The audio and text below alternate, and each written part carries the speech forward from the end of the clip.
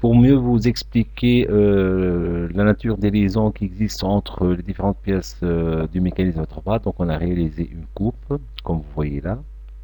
Donc cette coupe-là, elle montre à l'intérieur les liaisons qui existent entre les pièces à l'intérieur. Donc là c'est la vue de face comme vous voyez, donc ça va rien m'ajouter.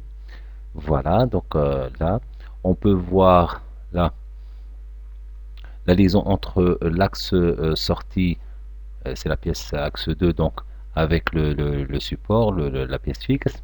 On peut voir les liaisons qui existent entre le plateau sortie et l'axe sortie, et entre l'axe sortie et le bras en rose. Par la suite, voici la nature des liaisons qui existent entre les petits axes et le bras d'un côté et le plateau sorti de l'autre côté. Donc là, ici aussi, on vous montre la nature des liaisons qui existent entre cet axe en vert et les deux bras.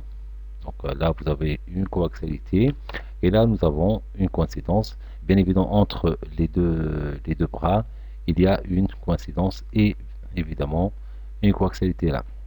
Faites attention à ce que les liaisons que vous imposez euh, ne seront pas euh, en, je, je veux dire, en plus. C'est-à-dire que lorsqu'on va supposer une coaxialité entre la pièce, le petit axe, la pièce en vert, et le bras, il suffit par la suite d'ajouter ou bien une coaxialité entre cette pièce et c'est la pièce en rose, ou bien une coaxialité entre la pièce en rose et la pièce en rouge. Donc évitez de mettre des coaxialités en plus. Voilà le mécanisme. Donc ça c'est la vue derrière comme sur la présentation de tout à l'heure. Voilà.